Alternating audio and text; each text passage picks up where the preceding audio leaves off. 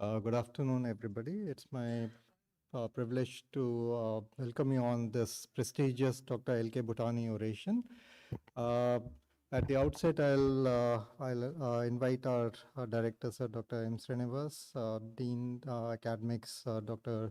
Verma, and our esteemed orator for the day, Dr. Asit Mittal, on the dais.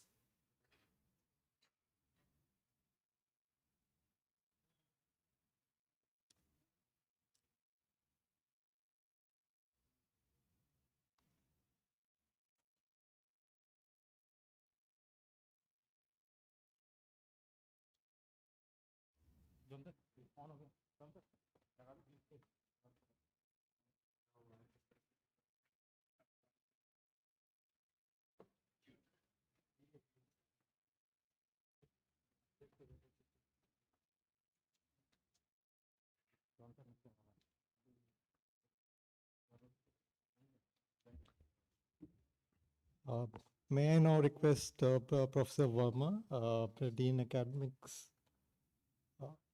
I'll invite our director, Sir Dr. M. Srinivas, for a few words, sir.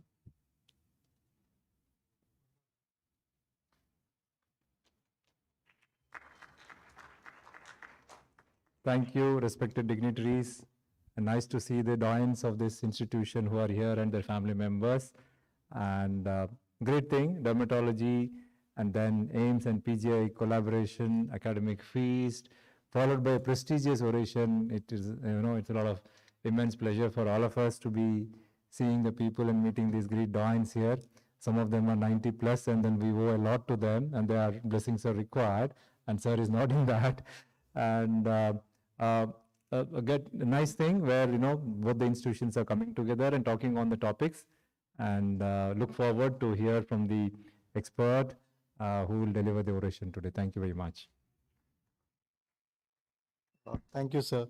I would now request Professor Verma to give us an introduction of the oration as well as the esteemed orator for the day.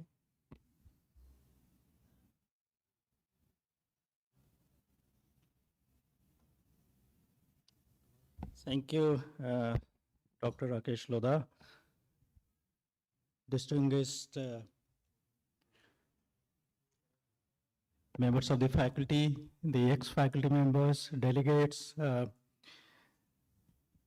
Honorable Director Dr. Srinivas, and my dear friend, today's orator, Dr. Asit Mittal, delegates, ladies and gentlemen. It's truly an honor and privilege for me to talk about the Dr. L.K. Bhutani oration, which has been instituted by the All India Institute of Medical Sciences through the Department of Dermatology and the family of Dr. Bhutani. Dr. Bhutani, as I think most of us of that time have known him so well that he doesn't need to be introduced, but the younger dermatologists probably have just heard about him and did not have the opportunity or the privilege of meeting him or seeing him. The oration is given in the name of Dr. L.K. Bhutani to an eminent Indian scientist working in India or abroad and have made a significant contribution in the field of dermatology, venereology, and leprosy. So, Dr. Bhutani, as I was saying, that he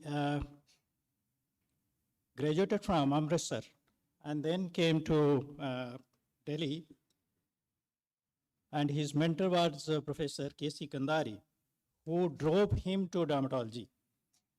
What we learned from him that he wanted to become a cardiologist, but the influence of dermatology was so much through Dr. Kandari on him. He then got driven to dermatology and rose to the level himself, and also pulled the dermatology to the extent that it was, in a sense, was not possible in those days because dermatology was seen to a small and minor specialty.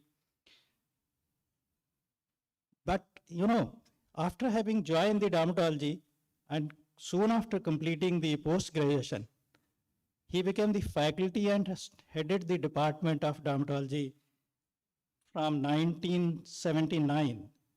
And that was the time that I had the opportunity of entering the institution.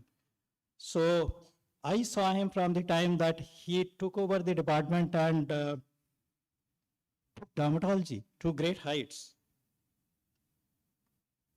He served as the president of Indian Association of Dermatologists, Venereologists, and Laparologists from 81 to 82. And probably this was the time when we were doing our dermatology posting and got to see him around that time for the first time. He was the honorary physician to the President of India and the only Indian dermatologist who made the honorary fellowship to the Royal College of Physicians of Edinburgh at that time. Now you will see many FRCPs around, and maybe some of them are there in the audience also. He traveled globally, attending conferences, giving lectures, and most importantly, representing India. He was seen as the flagship faculty, a dermatologist from the country. He was awarded B.C. Rai Award for Excellence in Teaching. He also went on to advise the WHO as an advisor and participated in several advisory meetings across the globe, which included Bangladesh, Singapore, Sri Lanka, and there are several others. It's very difficult to name. He got also trained at St. John's, London, and then he became visiting professor to Mayo Clinic in the United States. Remember, imagine at that time. And another, say the most important thing for us to take pride in his work and contribution was that he brought International Congress of Dermatology to India for the first time in 1994. This was the time when we had just joined the faculty and we didn't understand much, but he drove us to the conference of that international level. He was a keen researcher and a very prolific writer. And even now, most of the trainees and the student see and read his Atlas of Dermatology, which is so popular. So these are the few contributions that I wanted to highlight about Dr. Bhutani. The oration is given to intellectual of high merit, and it has been done by very eminent people in the past. And today we have an equally eminent orator, Dr. Asit Mittal, who heads the Department of Dermatology at RNT Medical College, Udaipur. And he also happened to be his trainee during my time when I was also a senior resident at that time. So I thought he would be the best fitting person to deliver the oration. And just a few words more about Dr. Asit Mittal, apart from he being a very close friend of mine. He is a very popular dermatologist across the country and internationally. And his work on pruritus is well recognized across the globe. He has over 200 publications, numerous awards, and deeply involved into teaching and research. So I invite Dr. Asit Mittal for today's oration, and also like to thank Mrs. Dr. Bhutani for having agreed here to grace the occasion, and I see Professor Talwar also. It's an honor and privilege for us, sir, to have you here with us. I now invite Dr. Asit Mittal to the dais. Thank you.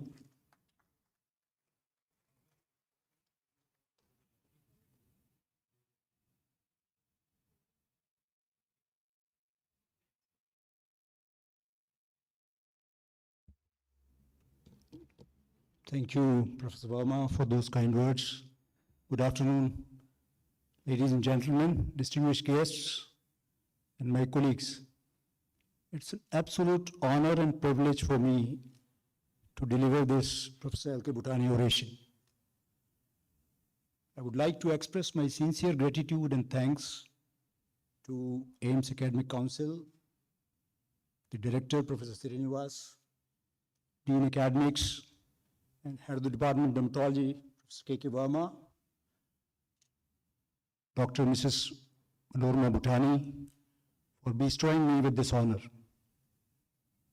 I am incredibly humbled to be up here on this stage. And it's a bit touch emotional as well, because as Professor Verma said, I had the privilege of working under Professor Bhutani as senior resident for a couple of years in 1990s, when Professor Verma was also a senior resident. When I first met him, we were all in awe of him. He carried a great aura around him, but gradually I came to know of him. And now what I remember about him is that he was a great teacher, great orator, a person with great sense of humor. I distinctly remember in one of clinical meetings, he told me, Asit, you were lucky that I was not your examiner, otherwise you might not have been here. And he was a tough examiner.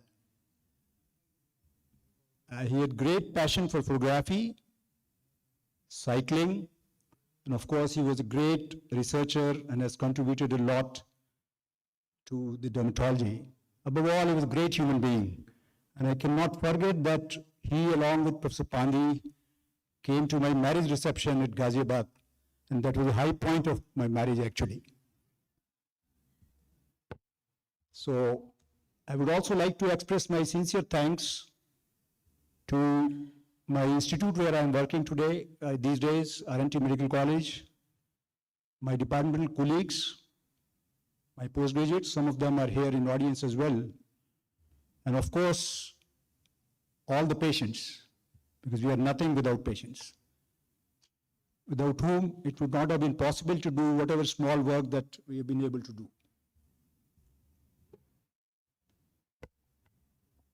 So I would begin my lecture.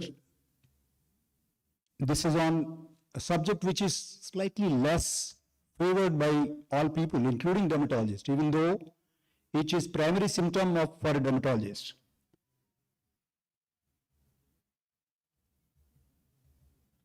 Other people whom I would like to acknowledge for my work on itch is, one is Professor Sonia Stander, who is a leading figure in the field of itch from the University of Munster. When I came in contact with her in one of the conferences and had lengthy discussion with her on itch, that's where I thought that possibly this is the area where I would put my work into.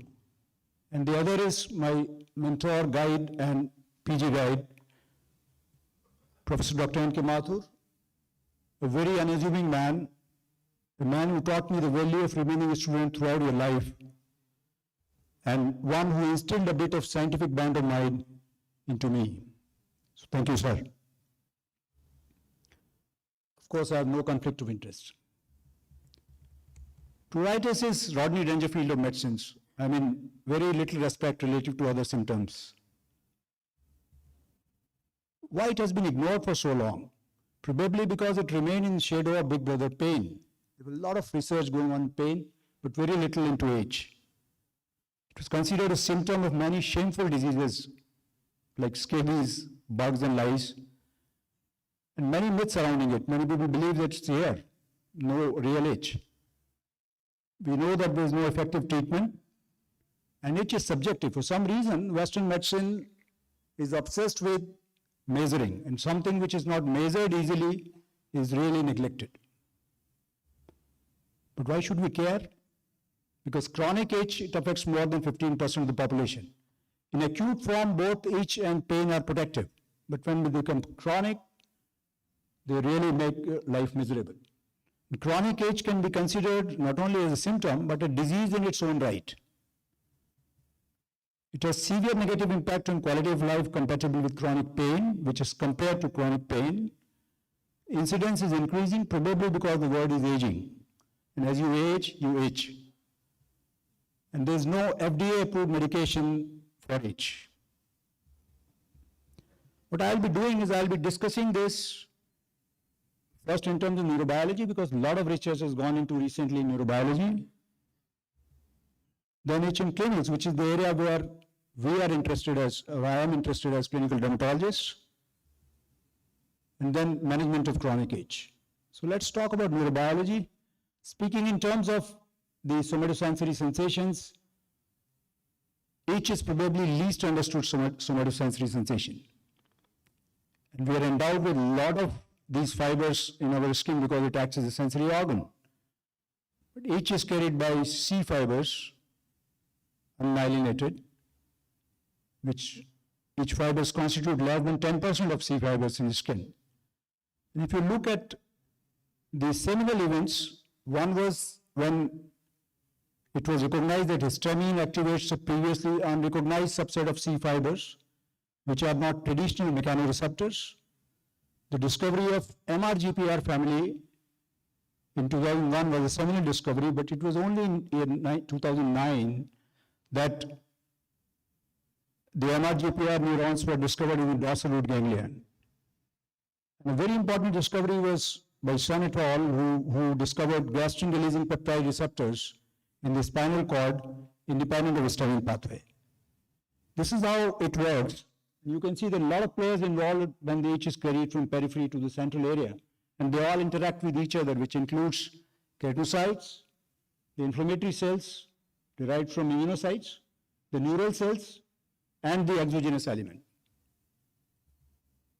And what we now know is that pruritus is driven by inflammation and sensed by specific neuronal pathways. What has been achieved in itch research is molecular characterization of primary afferents, spinal cord processing of itch and central connectivity, and characteristic mediators and neuronal population involved in itch processing. But probably all this has come through studies on rodents, mice, and genetically engineered mice. And these are all have got the disadvantage of brevity. So we have yet to achieve successful translation from acute to chronic itch. As I said, chronic itch is altogether a different ballgame. From rodents to human, you can't translate these findings to human just as it is. From evoked to disease-related itch, and of course, proreceptors or itch-sensing neurons in human show more polymodality compared to mice. What we know is that a lot of plethora of mediators are generated from these players, which I talked about. And these are some of those. We know about these cytokines, each cytokine IL-31, IL-4, IL-13, which all are released from immunocytes. Then there are cognate receptors like G-protein coupled receptors, which I talked about, gated channels, TRPC or ion channels, and all this has been achieved through recent research. These are some of these mediators. And the crosstalk between the nerve cell and the immune cell has been a hot topic of itch research in recent times. And a very important paper from Brian Kim and his lab, which suggested that all these canonical cytokines, which represent the immune cytokines, they directly activate both mouse and human sensory neurons. So that's a very important discovery. For example, IL-4 enhances neuronal responsiveness to multiple prurigens. And we can now consider type 2 immunity as an extension of its sensory system. You can see that a lot of these type 2 immune cytokines directly activate the sensory neurons. Another important area was the single cell RNA sequencing, which was done in mice, codified DRG neurons at transcriptional level. And that led to identification of 3 types of non-peptidogic fibers which carry itch or itch sensory neurons based on the receptors and pruritogens that activate them. And you can see that IL-4 is common to all the 3. So it activates broad range of sensory neurons. And then there are other pruritogens such as chloroquine, and histamine is just one of them. So we are moving beyond histamine. At the level of spinal cord, there are interneurons that release dynorphins, and they are both excitatory and inhibitory interneurons at the level of spinal cord. And then there is bidirectional pathways. I mean, these afferent sensories do not just carry the sensation, but they secrete a lot of neuropeptides which can stimulate this kind of inflammation as well. The central transmission has been made easy by PET and functional MRIs, and we now know that there are a network of regions that contribute to encoding of sensory, emotional, and other aspects of age. These are some of those areas, and that it's easy for us to understand that why psych is so important to age. Then the concept of peripheral and central sensitization. As I said, when the chronicity occurs, it is the concept is borrowed from the research in chronic pain, but this is what happens, that both at the peripheral and central level, even though the stimulus is removed, it continues. So if we summarize, chronic itch is dysfunction of non-histaminergic itch pathways. Non-histaminergic itch, most of the itches are non-histaminergic. Altered histamine physiology or damage causing sensitization of receptors, that is nerve which sense itch, and central sensitization, which I talked about. There is disruption of spinal itch inhibition, disruption of descending itch modulation, and altered supraspinal processing of itch signals. And all of this is targetable. That's the important thing. So we might have some drugs in future to target itch. Now I'll talk about the chronic itch in clinics, which is something that I have worked upon somewhat. So I'll talk to you about an organization called IFC, which is a multidisciplinary international association of clinicians, researchers, and scientists dedicated to improving our understanding and treatment of itch. It was started in the year 2008 by Gil Josipovich, a big name in the field of itch. I joined this IFC in 2015, or 14 possibly. This carries international meet every 2 years, very interesting international meet where a lot of interaction occurs between basic scientists and the clinicians. And now it has got an official journal, Itch, which is edited by the very learned Ethan Lerner. So I have been participating in some of their meetings and really enjoyed. The one which I really enjoyed was this virtual meet where I spoke on the global clinician perspective on viewpoint session with Timothy Berger. The focus area for IFC is to develop instruments to measure age. As I said, it's very difficult to measure age. For this purpose, a special interest group was formed in IFC, and I'm part of it along with other itch workers. What can we measure? People are trying to measure the scratching bout through actigraphy, but mostly it is patient-related and subjective. If you do a systemic review, these are some of the currently available instruments for use in clinical trials, because although it's difficult to use them in clinical practice, but you require them for clinical trials. We have worked on this, and I always used to think that most of the dermatology quality of life questionnaire are Western-based. So recently we were able to publish, this is yet to publish, but accepted, the pruritus impact scale for assessment of chronic pruritus. What was the need? As I said, that possibly the questionnaire, Western questionnaire, do not reflect our socio-cultural requirements. And we derived this by taking questions from those available instruments. 435 patients were recruited in this, and they were compared with other instruments. So I hope that PIS becomes a tool to measure age in Indian context in near future. The other area where IFC has worked is defining characteristic of different itches. And if you see the itch literature over the last many years, you will find that a lot of things, articles related to the characteristic of itches in different diseases, both systemic and dermatological. So we try to study itch in psoriasis. This is just an example that this is how the itch work is going on. And we also studied clinical aspects of pruritus in pediatric atopic dermatitis. Pediatric itches have been less studied, even though some of the most itchy conditions are in children. Coming to the clinical presentation of itch, in a very popular book on pruritus, I wrote a chapter with Sonia Stander on how the itch presents in clinic. And this is what we see normally, that either itch on a changed skin, that is on diseased skin, that's what dermatological diseases. Itch on unchanged skin, which is usually seen in systemic diseases, for example, paraneoplastic itch, or the chronic itch scratch lesions like we see like in amyloidosis, prurigo, so on. This is one that every dermatology students know, that itch can arise from all these different sources. But pruritus of unknown origin is something which is most common, I believe. We still do not know from where it is arising. So while studying itch in clinic, this is how I see it. Neuropathic itch, pruritus in elderly population, and others. So I'll start with prurigo nodularis, which has gained quite an attention in recent years, and you see a lot of articles in literature on prurigo. So there was a lot of confusion regarding prurigo, a lot of names were given to it. I was part of European Pruritus and Prurigo project, and we published in European Academy this article on expert consensus on definition, classification, and terminology of chronic prurigo, where some unifying concepts were given. So it should be used as an umbrella term, 6 weeks or more of itch with repeated scratching and multiple localized pruriginous lesion, and neuronal sensitization is important here.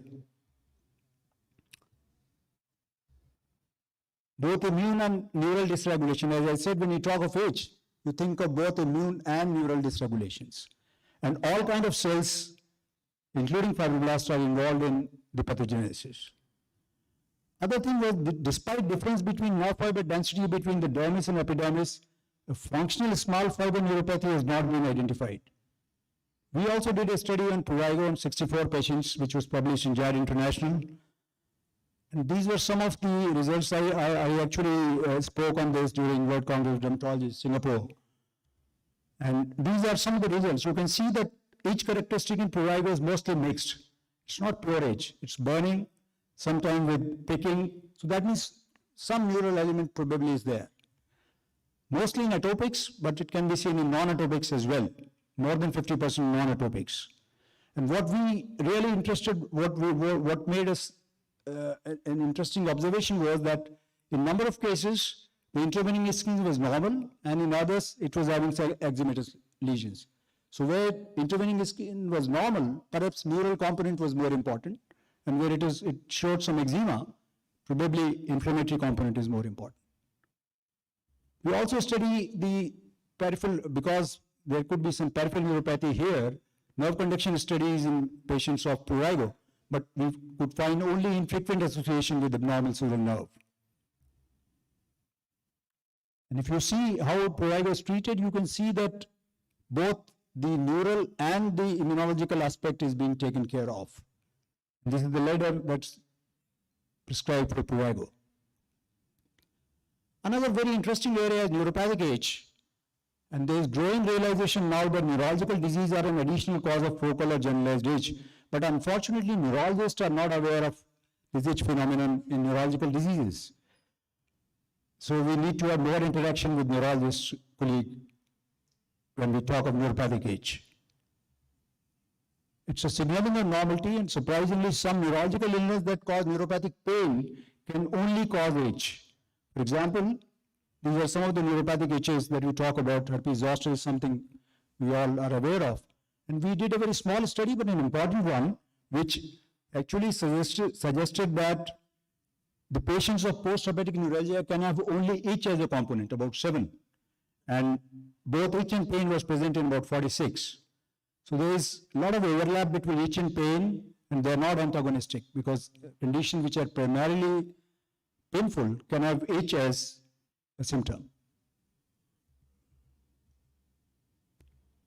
In fact, I persuaded with our association to start a special interest group on providers to disseminate the information about itch and its pathogenesis, and we formed a special interest group, and we have conducted a lot of CMEs during the past 2 years or so. Right now I am the advisor to this group, and we presented in one of the newsletters a very interesting case where the only manifestation of carpal tunnel syndrome was itch, the hand itch. Usually it is associated with a lot of other symptoms, but it can only be associated with itch. So that was pretty interesting. Localized itches which can have neurological component, but which are studied in details and you'll find a lot of literatures on localized itches. We conducted this study on genital pruritus in female patients returning our OPD. And you see that a big chunk, 20% were idiopathic. Inflammatory infections we know, but idiopathic, all of them had strong psychogenic component. So we know that itch is associated with psych in a significant way, but here it was 20%. Itch in elderly is something which is so difficult to manage, and all of us know it. We all have in our OPDs patients coming with itch, elderly people. We've done a study, this was a thesis which is not yet published. I presented it at World Congress Fitch in Miami recently, last year. And you see, one of the important things, the bathing and skincare habits of elderly individual have a significant impact on barrier dysfunction and as a consequent itch. So we need to educate our people more about how to do the usual baths, particularly in elderly people. Then one group of workers have identified a subset of patients with aging-related changes to their immune system, which have dysregulation of type 2 inflammation, often manifesting with increased eosinophils or IgE. And this is important because a lot of pemphigoid patients can have only itch as the manifestation. And bullous lesions either do not develop or develop very late. So we have some interest in it, and now we are doing a study which is funded by IDVL. It's about on 280 patients, a multi-centric study, where we are trying to study the immunopathological aspects of chronic pruritus of undetermined origin in elderly population. We are doing both the direct immunofluorescence and indirect ELISA for detecting BP230 and 180 antibodies to see whether it actually represents pemphigoid. Systemic itch is something which is important to all of us and to the internists as well. We all know about CKD, and in one of the current problems in dermatology, which was edited by my dear friend Yachik, I contributed a chapter on cholestatic itch, which has got some, there have been some recent advances in the understanding of cholestatic itch. We were interested in knowing a controversial aspect with type 2 diabetes mellitus and itch. What is the relation? So we did a study with endocrino colleagues. We found that females are more prone for diabetic itch. Females otherwise also are more prone for itch, most of the itches. Obesity and hypertension and high HbA1c correlated with pruritus. Diabetics usually present either with localized itch or with generalized, and it's usually small fiber neuropathy. There's a CAP study which we did for patients with diabetes. The oncogenic pruritus, the SIG pruritus group has recently done a narrative review of this, which is going to be published in IJD. Both hematological and hepatobiliary malignancies are important when it comes to paraneoplastic itch. And one important disorder, which is named eosinophilic dermatosis or hematological malignancy, which interested us. We saw a case who was not diagnosed for long, who was having all these non-specific lesions, which is actually mantle cell lymphoma. And you'll find a lot of publications on this entity recently. So we just published this case report. And then CPU is something which is being worked upon a lot all over the world. So coming to the management aspect of chronic itch, we know that there are limitations in management. We all feel so inhibited when we treat chronic itch patients. Number of guidelines have been published on this, both by European people as well as British Journal of BAD people. But I think they are not subjected to efficacy analysis. We published this as, how we should stepwise see the approach to chronic pruritus, which was Standard and Medal Pereira. It's quite a cited article, and we said that you treat them stepwise. Some of the basic measures, some symptomatic etiological therapy, and then symptomatic therapy. I wish that we have more specialized chronic pruritus centers across India so that some of these uncomfortable patients can be treated. If you look at the existing major topical antipruritics, I find tacrolimus, pimecrolimus, or calcineurin inhibitor quite interesting in the sense that they target these transient receptor potentials also beside the inflammatory component. So they probably have more role as antipruritic medications than even corticosteroids. And we published this long back. This was a small series in IDOJ where topical tacrolimus was successful in nodular scabies, which is a hypersensitivity age. If you talk of existing systemic antipruritics, our focus was on finding the non-antihistamine systemic treatment. And I was very much interested in GABAergics, these calcium channel blockers and memory stabilizers, and the opioid antagonists, the mu and kappa. This is how gabapentin works, we all know. And since pruritus is considered a second order of nociception, possibly should be effective in a number of itchy conditions. So as a part of sensitizing our residents to it, we published a review on gabapentin and pregabalin in dermatology, with particular emphasis on their role in itch. And we conducted an open label study also, but since this was an open label trial, so, and number of patients were, there were a significant number, but of different itches. It was able to reduce the numerical, the itch intensity significantly. You can't draw much because this is an open label trial. And that's the problem. Most of the studies on gabapentin, pregabalin have been either just case series or small case reports, so you can't infer much out of it. But we know that it is useful in cicada itch, where it is approved, in various neuropathic itches, prurigo nodularis, and pruritus associated with wound healing and burns. So we probably need to do more studies on these medications. The idea that antidepressants may be useful in treatment of chronic pruritus appeared sometime in 1990s, but it has not kicked off. There is a strong theoretical rationale to it, and few studies have been done by workers. But we just try to do, we did a study where we tried to find out what is the prescription habits of our dermatologists. This was done on 700 dermatologists across India. And you see that very few were using opioid antagonists, even though they have got definite role in management of itch. Antidepressants people were knowing, the GABA analogs people were knowing, and even though we know most of the itches are non-histaminergic, more than 98% were still using antihistamine as first line. For antidepressants, mostly we're using doxepin, but mirtazapine, which possibly has got more role as anti-itch, was used only by 4.9%. Of course, in pediatric population, one is afraid of using these medications. And you can see that since when we talked about the summary of chronic itch, there is disruption of descending itch in modulation. These drugs should be effective because they work at that level. So we need to do more studies on these medications which are not very costly and can really serve our patients. Then I think physical approaches are underutilized in localized itches particularly. If we can use them for post-traumatic neuralgia, this will be published long back, so we can find some use of physical approaches in chronic itches as well.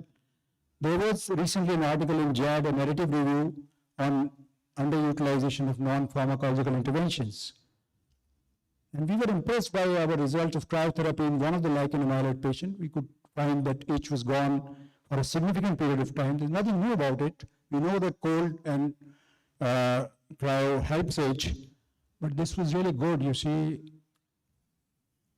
even after 30 days of cryotherapy, there was post-inflammatory hyperpigmentation, but the itch was gone. So we should use more physical therapies in management of chronic itches. This we have sent for publication to IGDVL, and I hope Dr. Archana, who's sitting right in front of me, would find it suitable for publication. Now we talk of emerging therapies, and there's a lot of, good thing coming up in the field of itch. So we might be able to give a less itchy future to our patients, I believe. You can see that there are 280 active study centers are recruiting for this indication, H. And we talked about the specific neuronal receptors, the itchy cytokines, IL-31, IL-13, IL-4, IL-33, and all these. And of course, the small molecule JAKs, which do the downstream signal transduction. So if you block JAK, you block most of these cytokines. But the neural system is still evading us. I think we need to find more oral effective drugs. Again, I would highlight this article, which I think is an extremely important article, which suggests to us that these canonical cytokines, which belong to immune system, directly activate sensory neurons. And the further transmission is through JAKs, particularly JAK1. So I see a lot of future for JAK inhibitors as anti-pruritic medication, not as anti-inflammatory. These are pruritic treatment and development. You can see that we are moving from H1 receptor blocker to H4 receptor blocker. The kappa opioid receptor agonist, difilcapelin, has already been approved for chronic kidney failure, and we'll find more use of it. I met a person who is working in neuropathic H field, and is using difilcapelin for notalgia paresthetica. Then IL-31 receptor inhibitor, of course, nemolizumab, has been approved for prurigo nodularis now. IL-33, which are alarmins, which are liberated from keratinocytes right at the top, they possibly are the itch messengers for xerotic itch, where there is no inflammation, but direct activation of the sensitive neurons by IL-33 and TSLP. Dupilumab has already been approved for prurigo nodularis. So something good is happening for itchy patients. And we all know that JAK inhibitors have got great potential as anti-itch medications, apart from their anti-inflammatory actions. We have tofacitinib only available in India, and we are currently doing a study on topical tofacitinib for various localized itches. And neurokinin-1 receptor antagonist, over which my friend and colleague Shona Standard has worked quite a lot. For some reason, the phase 3 trials did not prove to be as effective as people had thought. But it works at the central level, spinal cord level. Then there are neural targets also for neurosystemic therapies.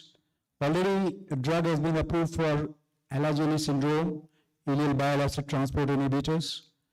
And we might have some more GABA selective agonists, because right now gabapentin, pregabalin, they are too non-selective. So the side effects, they do not allow it to be used on larger patients. So what is the way forward? For basic itch research, I believe we need to find existence of itch-specific markers. We need to find animal models of itch that recapitulate the manifestation of chronic itch. I told you that all these models have got brevity, so they don't reflect chronic itch. They actually reflect acute itch. Since most of all its sensitive neurons also respond to painful stimuli, how itch and pain are discriminated is still a question to be answered. And on clinical side, we need to learn more about pediatric itches. Multiple drugs will be needed to cover different type of itches. There is still only limited number of drugs in the market, and particularly for Indian context, we need to find more cost-effective drugs. And that's where I was talking about all those antidepressants, GABAergics, and the physical therapies. So, ladies and gentlemen, before winding up, I would like to thank my wonderful family for supporting me through all these years. And thank you very much for your patient hearing. Thank you.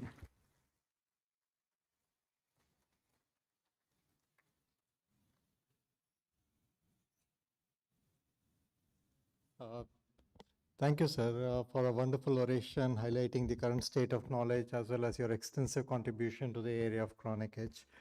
May I now request our Director, sir, Dr. Srinivas, Dean, Professor Verma, to kindly honor our orator for the day.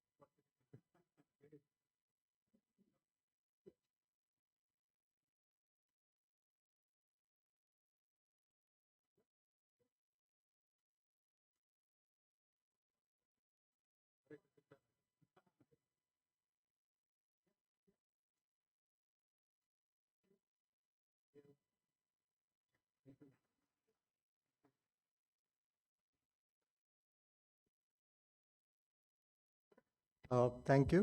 So as we come to the end of this program, I would just like to thank for those who made it possible. I'd like to thank our directors, dean sir, registrar, and the academic section team who made it possible to hold this event, and also organizers of this particular meeting for allowing this session. I thank Professor Asit Mittal for his wonderful oration. And I would also like to thank you all for gracing the occasion to listen to this oration. With this, I'll now hand it over back to the organizers of the conference. Thank you.